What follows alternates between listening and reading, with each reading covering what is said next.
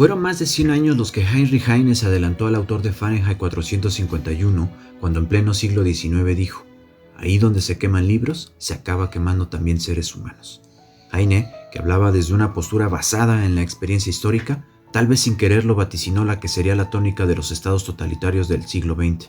Desde entonces han surgido nombres inescindiblemente unidos al de Bradbury. Ahí donde Huxley auguraba un futuro en el que los humanos serían esclavos de sus pasiones y en el cual la fuerza represiva del Estado no sería necesaria debido a que la alienación del individuo sería tal que no vislumbraba siquiera el peso de sus cadenas, la realidad que Orwell se imaginaba era tal que todo intento de rebelión sería sofocado incluso antes de existir. Las palabras que pudiesen incitar a la sedición serían eliminadas del lenguaje siguiendo el razonamiento de lo que no puede ser expresado, difícilmente será pensado. Toda obra literaria es hija de su tiempo, incluso las que, como Fahrenheit 451, sitúan su acción en un futuro sin determinar. Por eso conviene recordar a la hora de situar históricamente la novela que durante sus años de gestación, la Guerra Fría, acentuada por la Guerra de Corea entre 1950 y 1953, ofreció una coartada al senador Joseph McCarthy para perseguir izquierdistas y propugnar un sistema de delaciones muy intenso entre 1950 y 1952, que tal vez tenga un eco en las páginas de Bradbury. Tampoco hay que olvidar que en la década de los 50 la televisión se incorporó a los hogares estadounidenses como un miembro más de la familia. Fueron no pocas las voces que se levantaron en oposición a movimientos radicales. En la década de los 20, cuando Europa en medio de la crisis buscaba salidas tan desesperadas como antidemocráticas, Samiatin escribía una novela que años después el propio Orwell reconocería como inspiración para 1984. En esta obra titulada Nosotros, el autor ruso advierte los peligros de que el Estado asuma un rol totalizador en las vidas de los ciudadanos que lo conforman. Aunque se ha mencionado que la crítica iba dirigida tanto al zarismo como a los dos bandos beligerantes en la Revolución Rusa, los acontecimientos que sucedieron a este suceso, lejos de desmentir a Samiatin, le han dado la razón. A tal punto que más autores volvieron los pasos sobre los tópicos planteados por el autor ruso. Otro ejemplo remarcable de lo anterior y el que nos reúne aquí es Fahrenheit 451 de Ray Bradbury. Desde el epígrafe de Juan Ramón Jiménez, si os dan papel pautado, escribid por el otro lado, el autor nos confiesa cuál es su verdadera intención. Con un canto elegíaco casi nostálgico en las primeras líneas del libro, Era estupendo quemar, Bradbury nos presenta al protagonista Guy Montag, un bombero dedicado no ya a extinguir incendios, sino a provocarlos. El género distópico suele poner a la sociedad como antagonista.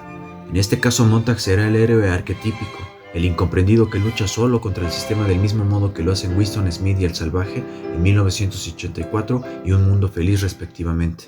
Pero a diferencia de estos dos últimos que se revelan por un ejercicio de autoconciencia, son las circunstancias las que arrastran a Guy Montag a cuestionar el sistema en que vive. Es aquí donde uno de los personajes más importantes de la trama hace su aparición, Clarice McLellan. Vecina de Guy, lo asedia incesantemente con preguntas respecto a su trabajo como bombero. Ya en la antigüedad, Sócrates, con el método mayéutico, pretendía llegar al saber por medio de preguntas más que de aseveraciones. Sin este personaje, Montag nunca se hubiese cuestionado a sí mismo. Ella rompió el idilio entre Montag y el fuego. Hemos dicho que la sociedad suele ser un rol antagónico en el género distópico. Esto no carece de verdad. Sin embargo, si es exigida la tarea de buscar un villano, este sin duda podría ser el jefe de bomberos, Beatty. Su impiedad con los libros es casi tan grande como su erudición. En cualquier otro escenario cabría la posibilidad de decir que es un ávido lector. El mentor de Montag le inculca ese carácter implacable. No debe quedar un solo libro sin quemar. Icónica es la escena en la que una anciana prefiere morir abrazada por las llamas a entregar sus libros a los bomberos. El verdadero dilema comienza cuando Guy rescata algunos libros del fuego para cometer el sacrilegio de leerlos. Al principio, la acción de deslizar la mirada sobre la superficie de letras impresas parece un acto carente de sentido. No obstante, Montag no tardará en descubrir el por qué se destruyen los libros. Émile Cioran decía: un libro debe hurgar en las heridas, provocarlas incluso. Un libro debe ser un peligro. Borges postula que el lenguaje tiene la particularidad de exigir a los hablantes un pasado común. Los libros, por tanto, exigen la sintonía autor-lector. Para Quevedo, leer era escuchar con los ojos a los muertos. Estas frases convergen en un punto. Un libro será él y la época en que está escrito. Leer es evocar. La evocación traerá irremisiblemente la comparación, de ahí que en la realidad creada por Orwell el pasado era modificado constantemente. Esto para vender la ficción de que nunca se ha estado mejor que en el presente. En la historia de Guy, dicha comparación ha sido borrada. Los libros como únicos testigos de la historia han sido abolidos. Un libro merece la etiqueta de clásico si a pesar del tiempo ha mantenido vigencia. Beatty suele hacer referencias a Shakespeare disfrutando del triunfo de haber quemado las páginas escritas por dicho autor, pero en la trama de Fahrenheit 451 existe algo que modifica la fórmula de Cioran y que Montag comienza a entenderlo. Un libro es tan peligroso como sus lectores lleguen a serlo. Él se convierte en un lector y la sociedad en la que vive, todos los lectores son un peligro. Al igual que en 1984, donde todos eran vigilados por todos, en Fahrenheit 451 existe una suerte de panoptismo llevado a sus últimas consecuencias. Toda persona es su potencial delator. Guy Montag se enfrenta a una guerra de trincheras en su propia casa. Mildred, su esposa, es a la vez su vigilante. Pese a estar rodeado por todos los frentes, la ayuda le llegará a Montag de la forma más inusitada. Faber, antiguo profesor de letras, se confiesa como un bastión de la última resistencia contra el cuerpo de bomberos. Le habla de una sociedad secreta dedicada a la lucha contra el sistema. Montag aún se muestra reticente a unirse, pero será una tragedia lo que lo hará cambiar de parecer. Pacta con Faber el llevar un auricular secreto para infiltrarse en las entrañas de la estación. Esto sería apenas el inicio de un descenso al infierno. Beatty, acaso el más erudito de los personajes, ya venía analizando el comportamiento de Montag con sospechas. Justo en el momento más tenso del diálogo entre ambos, suena la alarma. Es hora de trabajar. La cabeza de Montag gira como el camión de bomberos en cada intersección. Sus nervios están a punto de hacer combustión. No sabe si ha logrado engañar a Beatty, pero lo que sí sabe es que debe sacar los libros de su casa cuanto antes. El camión frena, todo es silencio. Hasta su voz interior parece haber callado. Montag se desliza fuera del camión. Está frente a su casa. Mildred, sin mediar palabras, sale de ahí rápidamente con todas sus cosas. Montag ha sido delatado. Con la mirada, Beatty le da las últimas indicaciones. No debe quedar un solo libro. Fahrenheit 451 ha sido objeto de muchas interpretaciones, aunque la más frecuente es que la novela trata de la censura. Sin embargo, Bradbury ha expresado en numerosas ocasiones que ese no era el tema principal de la historia, sino el daño que producen los medios técnicos de comunicación. No solo destruyendo el interés por la literatura, sino ofreciendo informaciones parciales, sesgadas y fuera de contexto. Ciertamente en la novela, a través del personaje de Beatty, no se informa de los orígenes del deterioro de una sociedad donde la lectura o cualquier actividad contemplativa fue progresivamente sustituida por aparatos, televisores, coches veloces, que inducían a sus habitantes a llevar una vida más acelerada en la que el pensamiento apenas si tenía cabida. No obstante, y aunque el autor tiene la última palabra a la hora de decidir las intenciones de su obra, la historia se presta a ser interpretada con el criterio más extendido. La Real Academia de la Lengua Española define la palabra censura como dictamen, corrección o reprobación de algo, y añaden otra de sus acepciones: intervención que practica el censor en el contenido o en la forma de una obra atendiendo a razones ideológicas, morales o políticas. Dicho esto, cabe preguntarse: ¿cómo justificar la crítica del comportamiento de Clarice, de Faber, de los hombres desplazados? ¿Cómo interpretar que los personajes de la novela que quieren conservar los libros tengan que esconderlos o incluso morir para salvarlos, como en el caso de la señora Blake? ¿Y cómo explicar la actitud de Mildred al denunciar a su marido si no es como consecuencia de una censura institucionalizada ante la que ella se ha doblegado? En la narración no se nos dicen explícitamente los motivos por los que se queman libros, como tampoco llega a explicarse el odio a la letra impresa, pero sí se puede inferir que quienes han decidido quemarlos creen que los libros representan un impedimento para sus fines, que no son otros que los de ejercer un control en las vidas de los ciudadanos. Es cierto que la censura en política se ha ejercido desde frentes de opuesta ideología, desde la Rusia de Stalin hasta la España de Franco o del Chile de Pinochet a la Cuba castrista, por citar países de totalitarismo recientes que no nos son muy ajenos. Asimismo, existe otro tipo de censuras menos violentas y con las que las personas se han acostumbrado a convivir a lo largo de los años sin demasiado trastorno para su vida cotidiana. Por ejemplo, en España, durante las primeras décadas del franquismo, existía censura en el cine, el teatro, la prensa y la literatura. Los amantes de la buena literatura aprovechaban viajes propios o de amigos a Francia o Inglaterra para obtener libros de escritores que estaban prohibidos en ese país. En caso de que no supieran una de esas lenguas, tenían que esperar a que algún arriesgado librero se aventurara a pedir las traducciones que se hacían de esos autores en Latinoamérica, principalmente en Argentina. Pero los climas de democracia tampoco están a salvo de acciones censoras. Valga como ejemplo la noticia de la que se hacían eco los periódicos el 28 de enero de 2012. Twitter se rinde a la censura.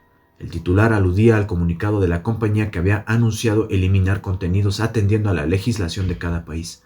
Razones ideológicas, morales, políticas, sea por una u otra razón, los indicios de la maquinaria censora están ahí. ¿Y qué hay del autor? ¿Quién es y quién ha sido? Ray Douglas Bradbury nació el 22 de agosto de 1920 en Waukegan, Illinois. Sus padres fueron Esther Marie Mover, de origen sueco, y Leonard Spaulding Bradbury, un estadounidense que se dedicaba a la instalación de líneas telefónicas. Ray fue desde muy pequeño un ávido lector, lo que despertó en él una portentosa imaginación que le producía inquietantes fantasías diurnas y terroríficas pesadillas nocturnas que más tarde transcribiría en su obra. En 1934, las consecuencias de la Gran Depresión obligaron al padre de Ray a mudarse a California. Su formación académica se limitó a la enseñanza secundaria que cursó en un instituto de Los Ángeles, del que se graduó en 1938. Tercer hijo de una familia con escasos medios económicos, el joven Ray no pudo cursar estudios superiores y durante 3 años se ganó la vida vendiendo periódicos en las calles. Pero las bibliotecas suplieron con creces su ausencia en las aulas. Bradbury nunca se ha cansado de repetir manifestaciones como la siguiente. Las bibliotecas me criaron. No creo en las universidades. Todo lo que leí se lo debo a esos centros. Sacaba unos 10 libros a la semana, lo que al año se traducía en centenares de volúmenes de narrativa, poesía y teatro. No me eduqué en la universidad, sino en la biblioteca, y de ahí me gradué cuando cumplí 28 años. Si la biblioteca era su magisterio y casi su hogar, los autores y los personajes de sus lecturas y las empleadas que lo atendían eran su familia. En 1953, tras ya haber tenido la oportunidad de publicar Crónicas Marcianas, libro con el cual tuvo tal renombre y que el prólogo a la edición corrió a cargo de Jorge Luis Borges, aparece Fahrenheit 451. Bradbury define el surgimiento de su libro como 5 petardos y una explosión. La explosión fue el entusiasmo que puso para escribirla en solo 9 días. Los petardos, los cuentos que le sirvieron de absoluta inspiración: Bonfire, Bright Phoenix, The Fireman, Usher Edge y The Pedestrian. La idea de un mundo deshumanizado atrapado por las máquinas aparecía ya en The Pedestrian, el peatón, basado en una experiencia del propio Ray. Al parecer, se encontraba paseando con un amigo por un bulevar cercano a su casa cuando se detuvo un coche de policía del que salió a un agente que les preguntó ¿qué hacen?